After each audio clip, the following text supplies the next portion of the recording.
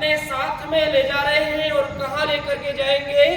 आकाश में लेकर के जाएंगे।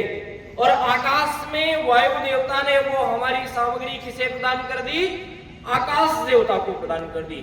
हमने अग्नि में आहुति दी, अग्नि देवता ने वायु देवता को प्रदान किया और वायु देवता ने किसे प्रदान कर दिया?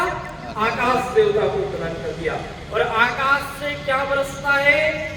पानी बरसता है। आकाश देवता ने वो आहुति किसे प्रदान की? जल देवता को प्रदान कर दी। और जल देवता कहां बरसते हैं? पृथ्वी माता पर। तो जल देवता ने वो आहुति किसे प्रदान कर दी? पृथ्वी माता को प्रदान कर दी। और पृथ्वी माता से हमें क्या प्राप्त होता है? अन्न, औषधियां, जल आदि सब कुछ कहां से प्राप्त हो रहा है? पृथ्वी से प्राप्त हो रहा है। तो पृथ्वी माता ने वो औषधियां, जल, अन्न आदि को, औषधियां आदि को प्रदान कर दी। और जल, औषधि, वनस्पति, अन्न के द्वारा वो आहुति किसे प्राप्त हो गई? हमें प्राप्त हो गई। और केवल हमें प्राप्त नहीं हुई, संसार के संपूर्ण मनुष्यों को प्राप्त हुई। अब आप विचार करिए, आपके द्वारा थोड़ी सी आहुति अग्नि देवता में प्रदान की गई, अग्नि देवता में गई, अग्नि को शुद्ध किया, वायु में गई, वायु को शुद्ध किया, आकाश में गई, आकाश को शुद्ध किया, आकाश से पुनः धरती पर आई, धरती को शुद्ध किया, धरती के द्वारा अन्न, औषधियां, जल, वनस्पतियों को शुद्ध किया। विचार करो, आपकी एक आहुति कितने चीजों को शुद्ध करने के पश्चात संपूर्ण संसार को प्राप्त होती है, तो उसका पुण्य कितना बड़ा होगा। विचार करो, यज्ञ देवता एक ऐसे देवता है जिसका पुण्य हमें प्राप्त होता है। तो यज्ञ से जुड़ने का प्रयास करो।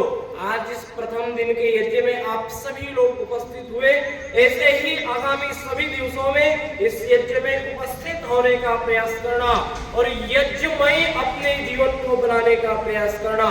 मानवाओं, बालिकाओं, बालकों, आप विचार करिए, ये जो यज्ञ है, हम तो यज्ञ को बहुत अच्छा मानते हैं कि यज्ञ से हमें पुण्य प्राप्त होता है, लेकिन बहुत सारे विधर्मी लोग यहाँ पर ऐसे होंगे जो ये विचार करते होंगे कि ये लोग कैसे हैं यहाँ बैठे हुए इस विद्यालय में लोग, जो अग्नि में इतना अच्छा घृत, जो इतने हजार हजार 1,500 रुपए किलो मिलता है, उस घृत को केवल अग्नि में समाप्त कर दे रहे हैं। सामग्री इतने अच्छे अच्छे पदार्थ अग्नि में भस्म कर दे रहे हैं, उसे राख बना दे रहे हैं। ऐसे ऐसे लोग भी आपको देखने को मिलेंगे जो यज्ञ को गालियां देंगे। लेकिन विचार करिएगा, यज्ञमय जीवन कैसा होता है। जिस प्रकार यज्ञ को गाली देने वाले व्यक्ति को भी यज्ञ की सुगंधी प्राप्त होती है, इस यज्ञ का जो लाभ है, सुगंधी है, उस व्यक्ति को भी प्राप्त होगा। जो व्यक्ति यज्ञ को ऐसी ऐसी अनर्थक बातें कह रहा है, ऐसे ही अपने जीवन को बनाना यज्ञमय, कि कोई मुझे कितना ही बुरा भला कहे, लेकिन मेरे जीवन से हमेशा उसके लिए अच्छी भावनाएं निकलनी चाहिए। तो इस प्रकार से यज्ञमय अपने जीवन को बनाने का प्रयास करना।